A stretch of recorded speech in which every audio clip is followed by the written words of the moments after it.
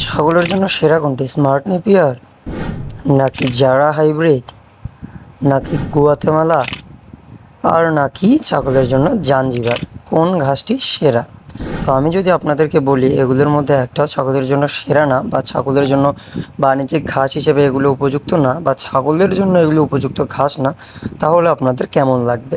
তো আমি মূলত আজকে আপনাদেরকে এটাই বলতে চলেছি যে কোন ঘাসটি ছাগলের জন্য একদম 100% লাভজনক এবং বিনা খরচে আপনারা সেই ঘাসটি ছাগল বা ভেড়াকে বা দুম্বাকে খাওয়াতে পারেন। তো ভিডিওটি চলুন শুরু করা যাক। ভিডিও শুরু করার আগে আপনাদের কাছে একটাই আবেদন, যে যদি ভিডিওগুলো ভালো লাগে থাকে চ্যানেলটি সাবস্ক্রাইব করে পাশেই থাকবেন। তো সেই ঘাসটির নাম হলো আমাদের দেশি বাক্সা ঘাস। তো এই ঘাসটি মূলত আমাদের আশেপাশে যে পরিত্যক্ত জমিগুলো রয়েছে সেই জমিগুলোতে মূলত অটোমেটিকলি এমনি প্রাকৃতিকভাবে এই ঘাসগুলো হয়ে থাকে। এই ঘাসগুলো চাষ করার কোনো প্রয়োজন পড়ে না, কারণ এই গাছগুলো আপনি বীজও সংগ্রহ করতে পারবেন না কিংবা কাটিং হিসেবেও রোপণ করতে পারবেন না।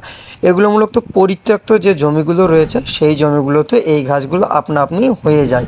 তো এই ঘাসগুলো অত্যন্ত নরম এবং চিকন, যার কারণে ছাগল বা ভেড়া এগুলো অত্যন্ত স্বাচ্ছন্দ্যতার সহিত এবং অনেক মজা করে খায়।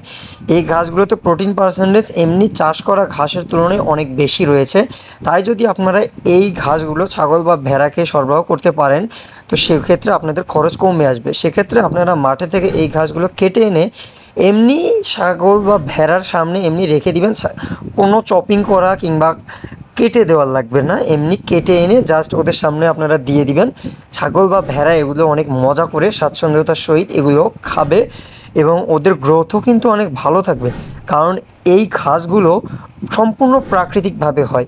এই যে দেখতে পাচ্ছেন আবদ্ধ একটি জায়গা, এই জায়গাটিতে মূলত এই ঘাসগুলো এইরকম প্রাকৃতিকভাবে হয়ে থাকে।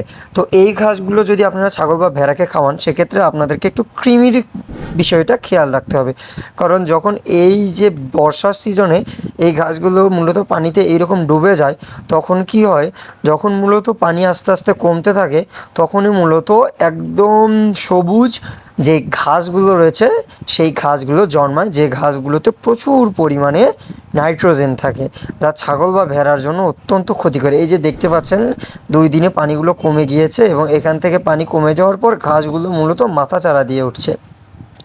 তো এক্ষেত্রে একে তো এক্ষেত্রে প্রচুর পরিমাণে নাইট্রোজেন থাকে, দ্বিতীয়ত এই ঘাসগুলোতে প্রচুর পরিমাণে কৃমি সংক্রমণ ছড়ায়।